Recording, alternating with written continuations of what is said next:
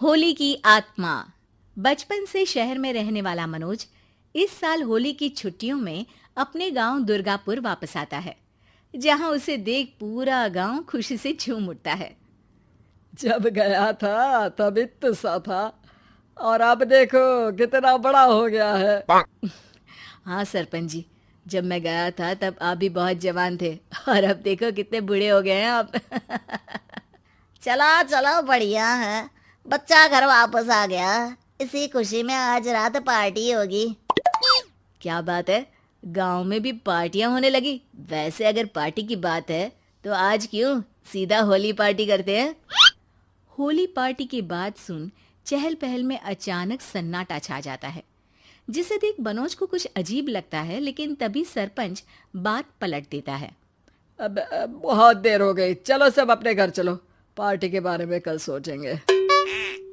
मनोज भी mummy papa के साथ घर आ जाता है, पर होली पार्टी और उस पर पूरे गांव की खामोशी वाली बात अभी तक उसके जहन से निकलती नहीं। पापा, होली पार्टी की बात पर सब चुप क्यों हो गए थे? अरे होगी उनकी कोई अपनी बात। मुझे गांव की पंचायत ही थोड़ी पता है। थक गया हूँ, चलो सो जाते हैं, कल बात करते हैं। पापा की बात मानते हुए मनोज भी सोने चला जाता है। आज तो छुपा लिया, लेकिन हफ्ते बाद जब होली का दिन आएगा तब इसे कैसे रोकोगे? अगली सुबह सूरज के साथ ही मनोज भी गांव घूमने निकल जाता है, जिस पर रास्ते में उसे अपनी ही उम्र के कुछ लड़के भी मिलते हैं, जिनसे दोस्ती कर अब वो उनके साथ घूमने लगता है। इसी तरह कुछ दिन बीत जाते हैं और होली नजदीक आने लगती है। दोस्तों, होली में 4 दिन ही बचे हैं, पर गांव में उसकी कोई तैयारियां क्यों नहीं दिख रही? क्योंकि यहाँ होली नहीं मनाई जाती। अरे पर ऐसा क्यों? वो राजा भूषण। अरे तुम 4 दिन के लिए आए हो, क्या इतना सोच रहे हो? चलो कुछ खाने चलते हैं। इसी के साथ एक बार फिर होली की बात को टलते हुए देख मनोज को शक होने लगता है। वो घर पहुंचते ही इंटरनेट पर अपने गांव और राजा भूषण के बारे में जानकारी निकालने लगता है। क्या? मुझे आज तक ये नहीं पता था। ऐसा कैसे? किसी ने मुझे कुछ बताया क्यों नहीं? सारी जानकारी लेने के बाद मनोज गांव वालों या अपने मम्मी पापा से कुछ पूछे बिना खुद ही उसकी सच्चाई के बारे में छानबीन करने लगता है, जिसके चलते वो राजा भूषण की हवेली में पहुंचता है। वाह, क्या हवेली है यार। पर क्या यहाँ सच में कोई भूत है? हेलो भूत जी, कोई है क्या? हम इस साल गांव में होली सेलिब्रेट कर रहे हैं, क्या आप उस पर थोड़ा इंटरव्यू देंगे? मनोज के ऐसा बोलते ही गांव में तूफान उठ जाता है और हवेली में रखी सारी चीजें हिलने लगती है। एक अदृश्य शक्ति मनोज को धक्का देकर हवेली से बाहर निकाल दरवाजा बंद कर लेती है। ये सब देख मनोज हैरान रह जाता है। क्या अभी मुझे हवा ने धक्का देकर बाहर निकाल दिया? मेरे होते हुए इस गांव में कभी होली नहीं मन सकती, इसलिए दोबारा ऐसी कोशिश भी मत करना, अंजाम बुरा होगा। आवाज सुन मनोज हैरानी से इधर उधर देखने लगता है, पर उसे कोई दिखाई नहीं देता।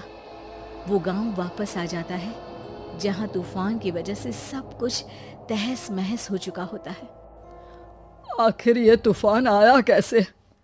ना ऐसा कोई मौसम था और ना ही हमने होली का त्योहार मनाने की बात की थी। सरपंच की बात पर कोई रिएक्शन दिए बिना मनोज चुपचाप अपने घर चला जाता है। इस तरह देखते ही देखते होली का दिन भी आ जाता है और मनोज रंग लेकर गांव में निकल जाता है, लेकिन गांव पूरी तरह खाली होता है। अरे त्योहार का दिन है, धूमधाम की जगह मातम क्यों मनाया हुआ है? मनोज की आवाज सुन सब अपने घर की खिड़कियां खोल के घर के अंदर से ही उसे वापस जाने के लिए कहने लगते हैं, पर वो किसी की नहीं सुनता। तुझे पहले भी समझाया था, अगर होली खेलने की कोशिश भी की तो अच्छा नहीं होगा। अरे बात मान लो बेटा, तुम्हें सच नहीं पता। मुझे सब पता है। सालों पहले इस राजा ने एक अंधविश्वास फैलाया और आप लोग आज तक उसे मानते आ रहे हो। अरे बेटा, जब तुम पैदा भी नहीं हुए थे उससे भी बहुत पहले से इस गांव पर होली का श्राप है। अगर गांव में होली का त्योहार मनाया जाता है तो प्रलय आना पक्की बात होती है।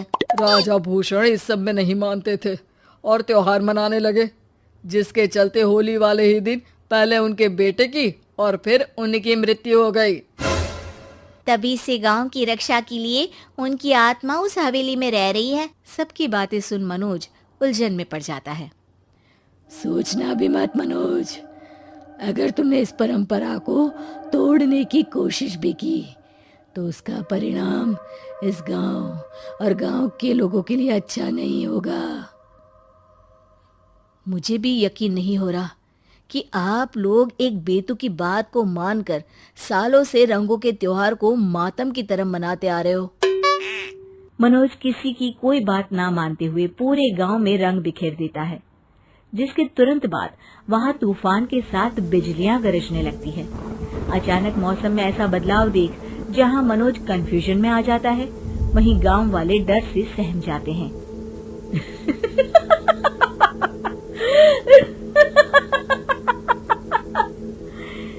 इस लड़के ने हमारे जैसे सिर्फ अपने स्वार्थ के लिए नहीं बल्कि पूरे गांव की खुशियों के लिए यहाँ होली मनाई है, जिस वजह से अब इस गांव पर होली का श्राप टूटता है। ऐसा बोलकर राजा का भूत वहां से गायब हो जाता है, जिसके बाद गांव के लोग धूमधाम से होली मनाते हैं।